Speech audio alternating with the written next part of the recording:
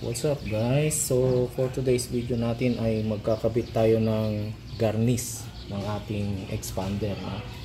So as you can see, bali ang ginawa ko, tinungkab ko na muna yung mga sticker niya. So ito ay para dun sa labas, sa harap. So para mas madali, no, tinungkab ko na yung mga stickers niya para bunot-bunot na lang. So okay, tara guys, lalagay na natin para ito dito sa okay, siya nga pala, no, dapat punasang maigi, kailangan malinis, yung surface nung paglalagyan natin.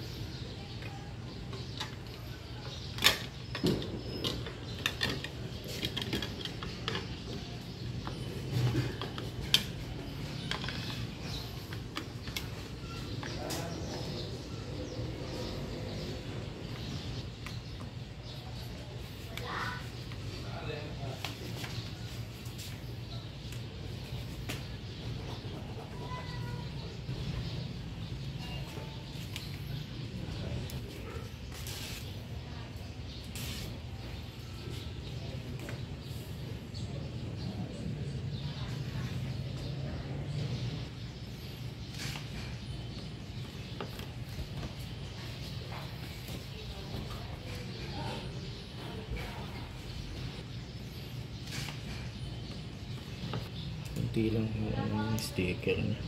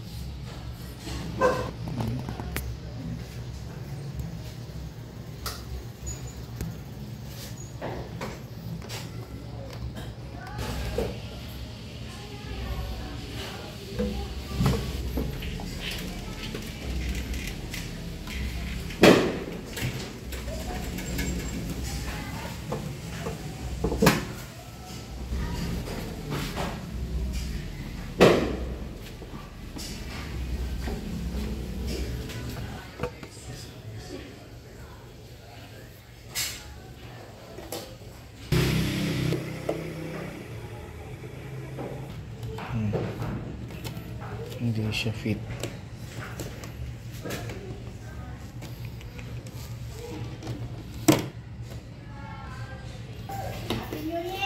Okay na.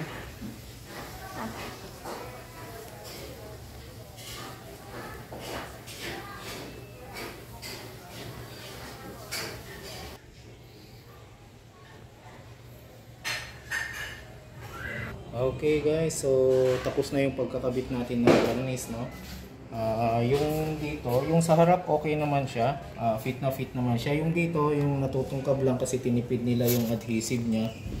Tapos hindi masyadong lapat mga guys. So meron siyang ano, medyo nakakainis lang ng konti. Pero okay na kasi mura lang naman. Mura na mahal, syempre. So ito, dinagdagan ko ng adhesive dito para lang dumikit, pero parang hindi pa rin siya dumidikit mga guys. Yan. Yan, medyo tumutungkap pa rin siya. So kulang pa rin siya ng adhesive.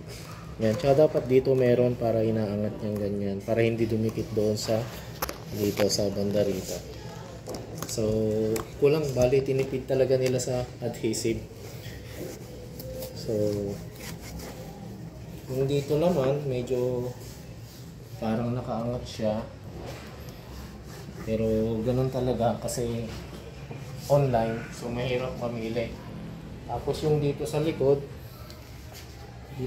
banda, yung dito hindi makadikit yung dito sa ano niya, dito sa part na ito. Sa ilalim nakadikit naman siya, tsaka yung ibang part niya. So ito hindi gaano dito, no? Dito. Yan. Medyo madilim kasi guys yung ano natin, yung parking natin. So yung banda rito. Pero okay na siya. Naikabit ko naman ng maayos. Pag ano, bibili na lang din ako ng adhesive para dagdagan ko na lang siya. So okay, basta wag lang kayo mag-expect ng ganun kaganda, no? Ganun kaayos pagka bibili kayo ng online para hindi kayo masyadong masaktan.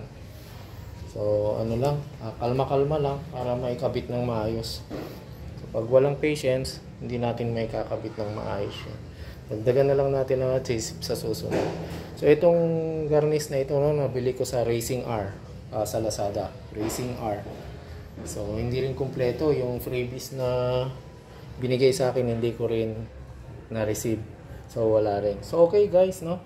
Yung pagkabit sa kabila, ganun din lang yung procedure. So, hindi ko na i-elaborate sa inyo kasi hindi ko na ipapakita. Medyo medyo matagal kasi may mga correction siya, may mga defects. So, okay guys, hanggang doon na lang, no? Maraming salamat sa pagsubaybay sa aking mga videos. Yung mga hindi pa nakakapag-subscribe, subscribe na lang, and like and share na rin po. Salamat, bye bye. Thanks for watching, like and subscribe.